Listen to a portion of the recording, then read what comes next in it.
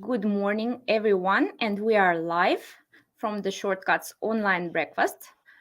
For those who are finding us the first time, the Shortcut Breakfast is a bi-weekly show that we do live, and we are trying to educate people with different skills that they might need in their work life. And we focus one month, we focus on entrepreneurship, and then another one on employment. So this month we are talking about entrepreneurship, and more specifically today we will be talking about angel investor funding. So that's a new topic for us. We are the Shortcut. For those who don't know us, we are owned by the Startup Foundation, and we're an impact-driven nonprofit organization that helps people to navigate their career transformation and to build meaningful career here in Finland. And we mainly serve educated immigrants, but also all the community that has desire to build meaningful career. And in English, we work in English, so for English speakers. And today our guest speaker, we're very happy to have with us Reima Linnanvirta. And Reima is partner at Trine Ventures, and he is president emeritus of the Finnish Business Angels Network. And he has invested in 35 startups and made 8 exits. Is that correct, Reima? Yeah, those numbers are correct, at least as of today. So let's see what is the number of exits by the end of the day. Great to have you with us, and please use the chat to tell a little bit about yourself, how you found us, and what would be interesting for you today, and of course put some questions for Reima. We are going to be tackling them at the end of the conversation. I already see there's someone from Tampere. Good morning, Tommy, and then good morning from Fiskars, CEO of Flixnet. Very good to see that we have people joining. So let's little by little start the conversation today. And of course, some of you might know more than others about angel investment, but we will try to tackle the basics first. Reima, so please tell us a little bit about your career and what made you become an angel investor in the first place. Yeah. So pretty much the normal story. So most of the angel investors are former entrepreneurs, and in my case, I founded a company called Older and Sound in 2010. Basically, a consultancy firm that competes with the big fours like EY, Deloitte, and so on. And I exited myself from that firm in 2015. But actually, what got me into angel investing, we need to go a bit further back. So this wasn't my first time as an entrepreneur, but I actually sort of inherited of becoming an entrepreneur because my parents were running an accounting firm, and I needed to take that over when my father got ill. So I was running that until 2003 when I thought that to administer. After that, I went to work for EY. I worked quite a lot of with M&A. I think that I did over 300 transactions. And during that time, I actually had the possibility to work with the private equity investors. And I actually saw that the private equity investing was for me more exciting than this traditional stock market investing. And when Alder and Sound succeeded quite well, I had some excess capital. So I actually started doing angel investments already on the side when I was still running the Older and Sound. And actually, the first investment was this really traditional sweat equity kind of deal that one of my customers was fundraising, and they fell short on what they were trying to accomplish. So actually, then they came to me that, hey, can you reduce your fees? And I don't give discounts, but I agreed that I take part of my fees as equity. So that became my first startup investment. And then I started to do those a bit more on a bit more structured manner.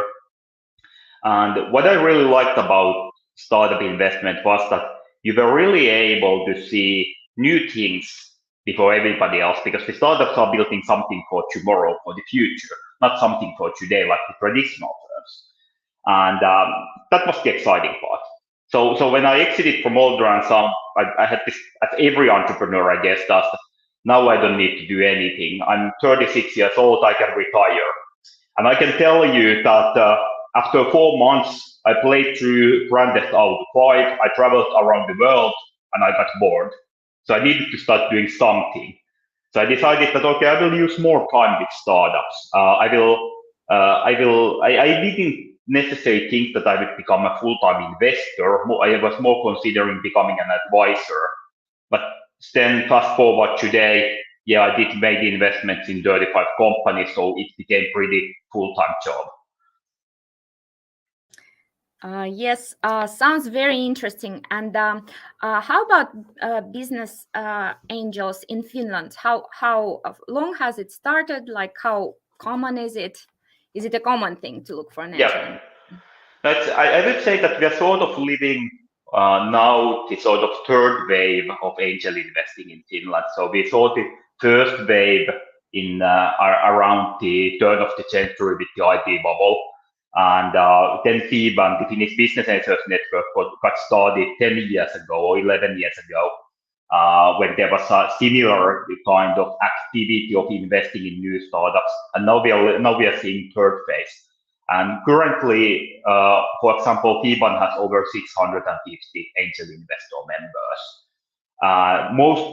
I would say most are what you would think about traditional business angels. So 65-year-old, retired, former executive, probably a Nokia engineer and a male.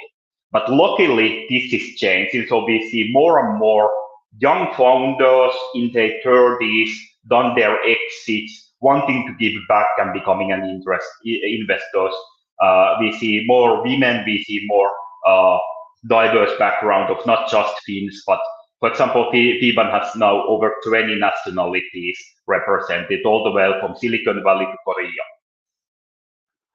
But it's in terms of, if you think about from startup point of view, for most startups, the angel funding is the first outside funding that you get.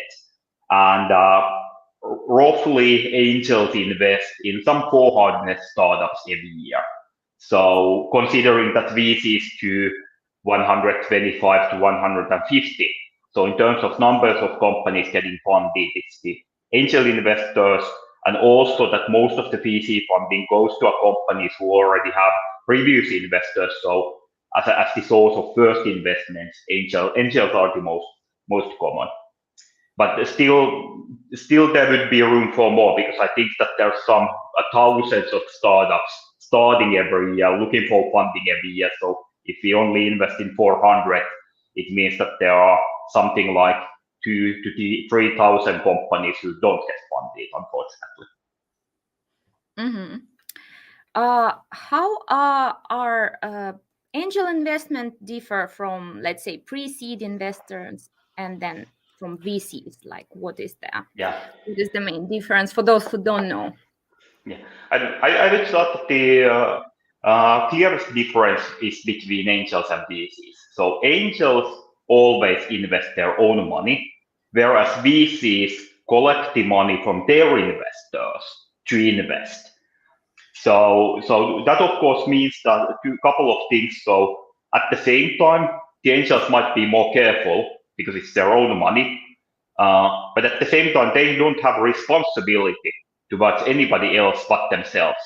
So meaning that they don't uh, uh, they don't have to follow certain rules. So for instance, as a VC, our fund has a mandate to invest in EU. Even if it would be the greatest company in the world, I cannot invest in Russia because it's not in EU. Whereas an angel, you'd do that kind of change. The second is that, which goes to the other way, is that angels don't have to invest.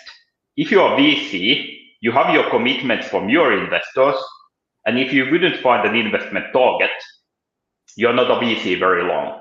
You need to invest. But if an angel says that I'm not seeing good companies, I can always keep my money. I can put it on the stock market or buy a house or whatever.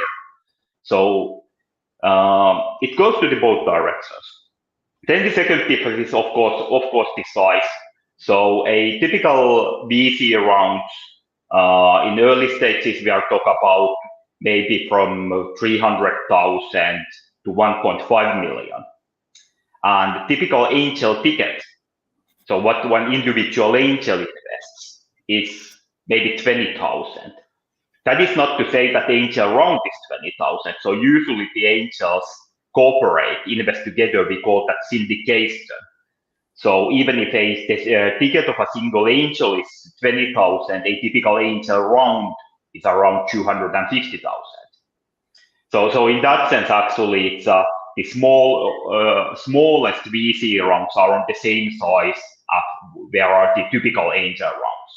And also, there's a lot of variation. So we have seen angel rounds that are only tens of thousands, but we have seen angel rounds all the way up to several millions.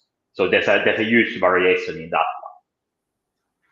So one can say that there's like more freedom for angel investors on how they invest. Yeah, definitely, because you are only responsible for yourself. But then, having said that, it's also that's the other side of the coin that since you have more freedom, you are not necessarily have to invest. And whereas you can expect that if VC raises fund today, they will make new investments this year, next year, probably year after that. But an angel might be investing today, but not tomorrow, or the other way around. Mm-hmm. Yeah. And then next question that probably would be interesting for our audience is where to find angel investors and how to approach them. Yeah. So if I start with one feedback, so one good thing about being in Finland is that in most countries you have several angel networks, and they can be, for example, that you have very specific. You might have one that I know is looking for startups in Palo Alto area focusing on telecom and founded by Indian diaspora founders. So very specific needs. Whereas in Finland, we have one network that covers the whole Finland. And all the members get access to the deal flow. So if startup goes to an address, fiban.org/submit, you can submit your application to all the 650 members.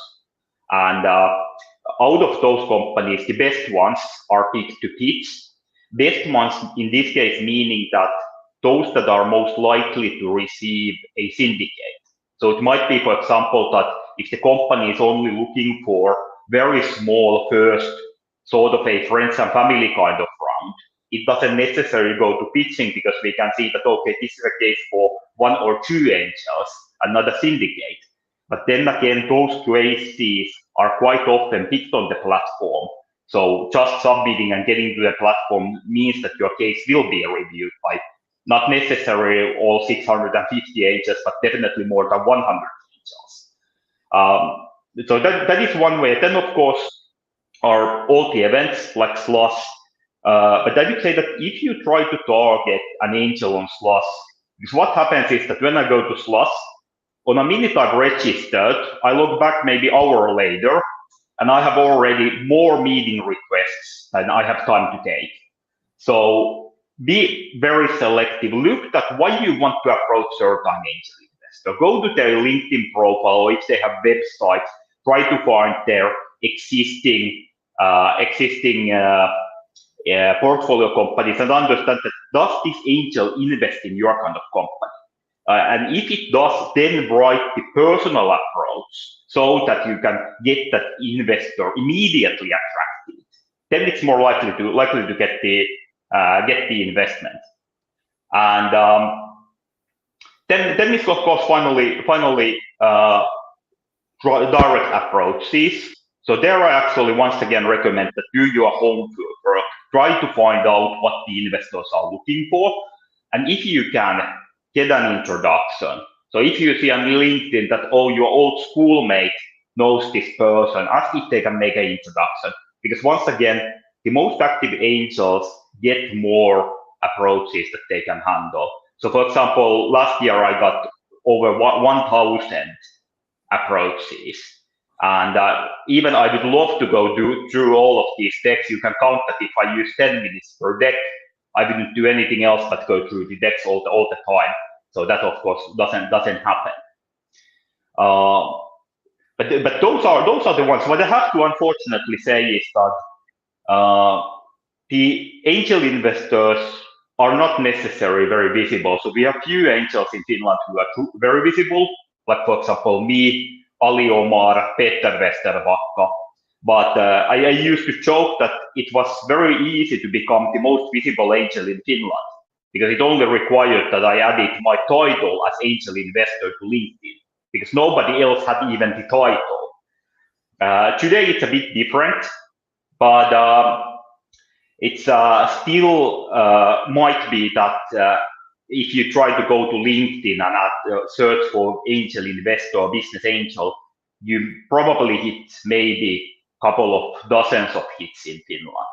So for that reason also, getting to one investor, even if that investor wouldn't invest, they would probably be able, if they otherwise like your case, they would probably be able to point you to the right direction that okay, I don't invest in food tech, but just yesterday I got a message from a friend of mine who thanked me that, hey, thanks for introducing that company to me. She did invest in that one. So trying to find the first one to make the introductions is really the key. But if you don't have the intros, the FIBAN deal flow, you can never go wrong with that. That means 650 contacts. It doesn't cost you anything. It's directly to the case. Yes. Meanwhile, I'm looking with one eye at the chat, and for example, there are requests for books link. We will talk about the book a little bit later, but I will provide the links. Let's take one question maybe from the chat. Yeah. So let's take Teos. Yeah, Teo is asking, how are your experience on large syndicates with multiple angels? How well are objectives aligned, and are there any traps here? Yeah. So I would say 2 points. So this is actually one thing to notice that these large syndicates is very Finnish phenomenon. So in many countries, you might, for example, if you talk about with US VCs, they say that they don't want to see large VC angel syndicates. That is because in US it's possible that one investor can really be a poison pill for the future funding round, can be causing problems. And this actually reflects to 2 things. One, make a huge shareholders agreement. So you need to have clauses there on defining how does the majority decision making work, so that at the same time there is the investor protection, but in a manner that one investor cannot be a problem. And also I would underline is this, that not only being a problem, but also that the passivity doesn't cause problem. So I had this case about a year ago when we were about to close funding rounds, and then I saw that, hey, one of the investors is not signing the documents. What's happening?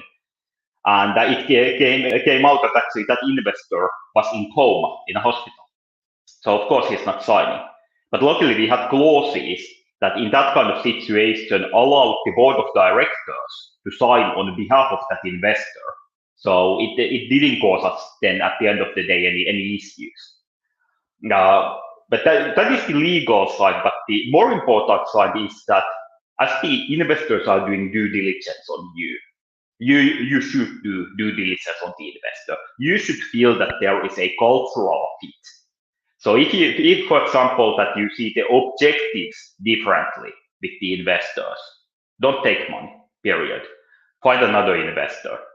It of course might be that if the objectives are some that investors always have. So for instance, that if you like to build a company that never makes profit or is never sold, then it's very difficult to find an investor who aligns on those objectives. But if you take an investor whose goals is not aligned with yours, you will end up in problems. I always remind that on average, startup investments they're closer than marriages, because on average marriages take a shorter time than the average startup from investment to exit. Yes, thank you very much for the question. Please keep them coming. I shared the book, so Brian from Chicago. Please download the book. Yes, and maybe let's talk a little bit about the book. So you have been very popular on LinkedIn with your startup tips of the day, and we want to ask about this book. So how did it come about? Was it just like one day idea, or did you later decide to put it in the book? So a little bit about the book. Yeah, so yeah, it actually started a bit over a year ago, between Christmas and New Year. I was going through some of the notes for the year, but I do every year before the start of the year, so organizing my files and so on. And then I actually came across a file that I've been sort of upkeeping the advices that things that I've discussed with my portfolio companies and advices that I've given. And within that discussion, when looking at those notes, I realized that I actually had about 400 of these different notes already. So basically, then I started to think that, if I take the 40 of the first ones off, I could actually publish these one by one on a daily basis next year. And that was actually pretty much just rewriting those to be short enough to be tweets and organizing those that there was some sort of ongoing themes. At that point, I had no idea of publishing these as a book. But then when I started to publish these as in LinkedIn and in Twitter, several people came to me asking that, do I need to copy paste all of these down, or are you going to publish these? And then I decided that, okay, since people are asking for it, why not to make it into a book? So that is how it came to be. But really, originally, those are all based on something that I have been discussing with some of my portfolio companies. So really not planned to make any kind of guide out of that when it just happened. There's actually two questions that I would like to pop. So one is from Bastian, and actually Kirsi's comment, I assume that it relates to that one. So how you ensure that an angel investor is legit? So I would say that commonly in Finland, it should not be a problem. So most of the investors here are real investors. Well, it's in some markets it's a bigger problem, but some cases it's the more of an issue that is it an investor or is someone selling their services. So quite often, unfortunately, I see that there are fundraising consultants posing as investors. And here is very easy way to point that out. The ones who try to sell services tend to start selling those services quite early. Investors they make their money investing. Yes, I do consultancy work, but I never approach startups because of consultancy. I always approach the startup for investment. So if the person starts to talk about that, hey, I would do this and that for you for a fee, then it's not likely to be full-hearted investor in that sense. But yeah, it really varies. And also one thing that I want to point out is that, for example, if there is a FIBAN investor and you have a problem with that okay, it's not been honest work, I really want you to use the FIBAN whistleblowing channel, because that would be also against the code of conduct of FIBAN. And at that point, the investors can take, or the organization can act on that. But yeah, unfortunately, this does happen. But I would say that it's luckily rarer than usually. And more you see that you have these that claim to be fundraising consultants, and then they start sort of having the fees in advance and not showing you any investors. So I would say that the early startups don't need consultants to raise funding. It's different when you are raising 50 million and need to have an investment bank. But if you are raising 500,000, you should do it on your own. Yes, thank you, Bastian, for the question. So shall we then talk about Kirsi's comment and then take further questions? Yeah, but I think that's sort of related about the same. So it's not as much scammers, but yeah, there are few. Same actually goes to the other way. So when I talk to investors, they actually ask me about how do I separate a real startup for a scam startup, and I always we have to remind that well, I so far haven't reviewed. There's one case that I dropped out because it seemed shady to me, but in the end of the day, 99.9% of the startups are real startups. Yeah. Yes, many questions coming up. Let's tackle this one from Anton. Anton is asking, how do you evaluate companies you invest in? Do you have a system or is it a gut feeling? Yeah.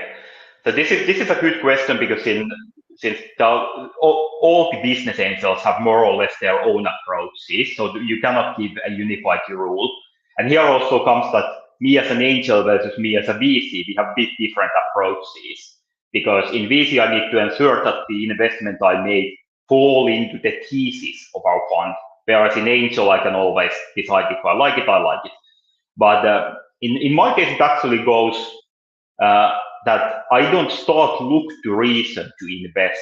I actually start from looking reason not to invest because usually you can pick that out earlier. So I have a certain phase. I have certain criteria for the team. So the team needs to be at least 2 persons, preferably 3 or 4, and they need to have certain skills. Uh, there's a limitation on geographic area, there's limitation on valuation, there's limitation on the size of the round. And when you look all of these, you can actually get bulk of the cases that come to your desk away. And then you can start digging deeper into the ones that remain. But it's still pretty much going through that. I start with the problem. So is this a problem worth solving? So I never start with the solution. It's so easy to fall in love with the solutions. I've done that mistake too many times. I want to start with the problem. Do I fall in love with the problem? Because that tells me if there's a big market or not, if there's a big opportunity or not. Then I dive into solution. Is there what makes it special? So really, it's as if you're solving the problem in the same manner that everybody else, versus if there's something unique.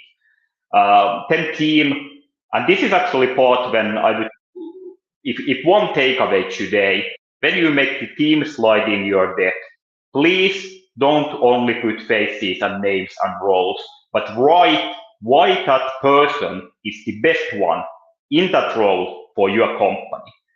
Because I'm assessing team, I'm not assessing if a person has a nice face. And the more information I get on that one, I don't need to go to LinkedIn and try to figure out that what they can do or cannot do, but very limited information. And then finally, this is actually then it's also the exit path. So how many funding rounds we need until we get there? Who would buy this, and why that somebody would buy this? So that gives me an understanding what kind of strategy we need to execute after the funding round. And after all this, it still might be that, oh, this is a great company, but I don't invest. Because I'm not comparing a single company, I'm comparing companies against all the other companies in my deal flow. So in the end of the day, I pick the ones that I feel best. But this is sort of the system. But having said that, every investor has their own. So especially with angels, there's quite a few that go with gut feel. And I would say that they are even great investors going with what gut feelings are. Mm. Yes, thank you, Anton. Next up, Tommy.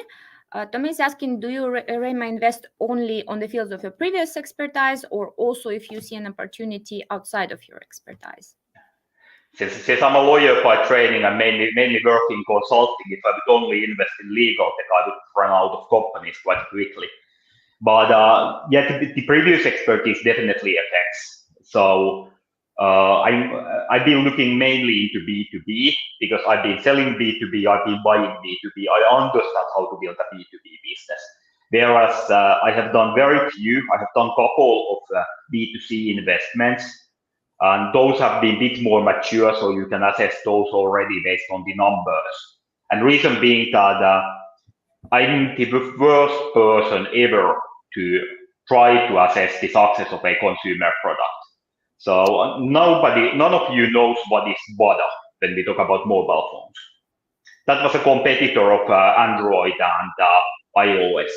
In my view, that was the best operating system ever, but actually nobody else was using it than me. So that reminds me that I can never pick a winning consumer product. If I like some consumer product, the chances are that I'm the only one liking it. And it would be a bit odd to invest in something that you don't like. So for that reason, I've been more looking into B2B side, but made some exception and also gone to the edtech side. Mm-hmm. Thank you, Tommy. And next question from Roland, also a little bit about fields of investment. So Roland is asking, are there specific listings of angel investors with their preferences? For example, environmental, sustainable development, etc. Yeah, not really publicly. So you might find, for example, that when you go to SLOS, you can filter investors based on this. And also in Theban, we have an internal list where we can filter the investors based on this. But the members don't want that to be public, so it's not public. And it's more meant that if an investor finds an interesting case but needs co-investors, then they can go to that tool and start to find that who is looking, for example, environmental investing. So it's publicly it's been pretty difficult to find, unfortunately. But having said that, I would say that most of the angel investors have very broad investment focus, and especially if we talk about the environmental side, sustainable development, those are topics that interest a lot of angels. But having said that, if you have a materials or hardware component, it might be that some angels are passing it because it's not usually very feasible angel investment case because of the capitals required are higher than, for example, service or software case. Yes, next comes not a question, but I think rather more of a story from Emil. Emil is telling that he got offered an investment of 50K with the condition of earmarking 100K out of funding round to their expert services that we totally need if we ever want to succeed. Yeah, as said, if the investor is trying to make the money in any other way than as an investor, they are not an investor. Period. So this kind of setup you shouldn't see, and if you see, don't take them. Right. Another question from Bastian. For a startup, what is the best way to work with an investor, a deal as loan or equity? Well, there isn't really a clear answer to that. I would say that the Finnish investors and the Finnish markets, we do most of the deals as equity. So, for example, if you compare to Estonia, where I also look quite a lot, they do most of the deals as convertible loans. But what I'm not seeing is that you would have a regular loan, so convertible loan, an instrument that you can convert into equity, whereas a loan you would only have high interest. That usually doesn't work with startups in early stages for a couple of reasons. One is that the risk is very high for the investor. So every investment I make, it has to have the potential to make me 10 times money back. And if we think about what kind of loan I need to have to get the money back 10 times in 7 to 10 years, that would be ludicrous interest rates. And this is just a matter of fact. If I make investments in 10 companies, 5 will lose money. In 2, I will get my money back. In 2, I make some profit. And then there is the one case that really pays it off.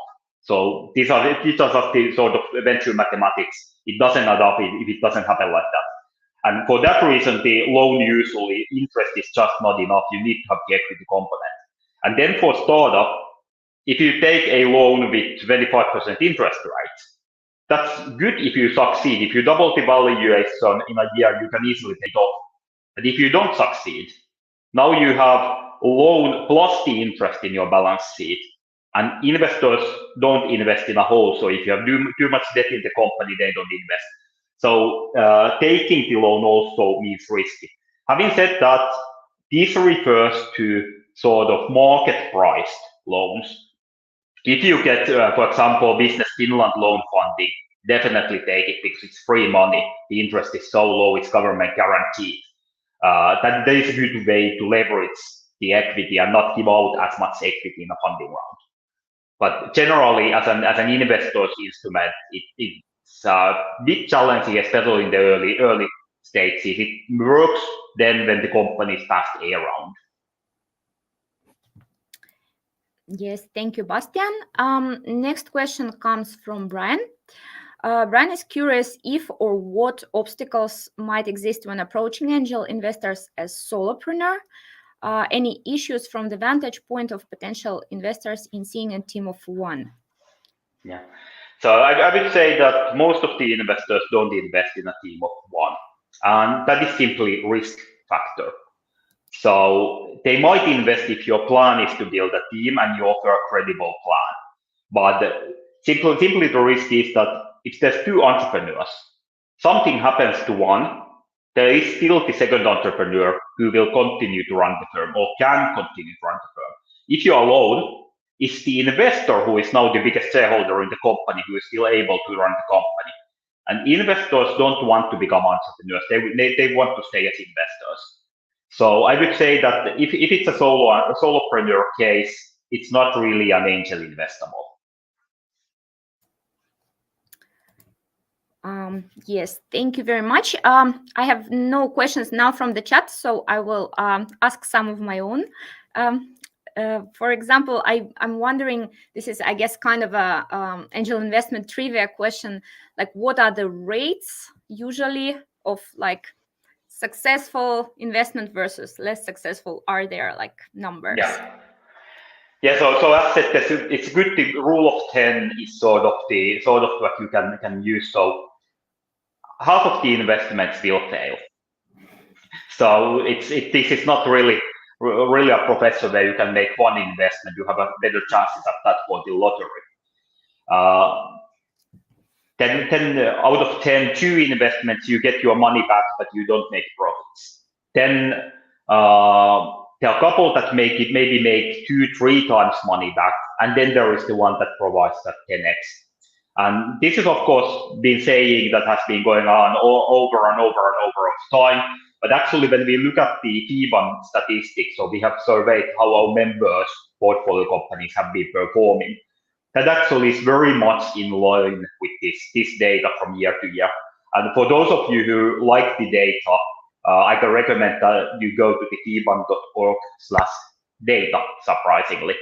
There you can find sort of, for example, valuations, what kind of tickets angels to, which are the industries the angel investors invest mostly, what are the exit multiples, how the companies are developing versus the ones that get angel funding or don't get angel funding and things like that. So it's really useful data if you're into that kind of stuff. Yes, we have some more questions. We still have time, around 7 minutes. So Roland is asking if a startup has 4 founders, visionary, operations and tech, architect and sales, would that be too many? I would say 4 is not too many, but that starts to be the limit.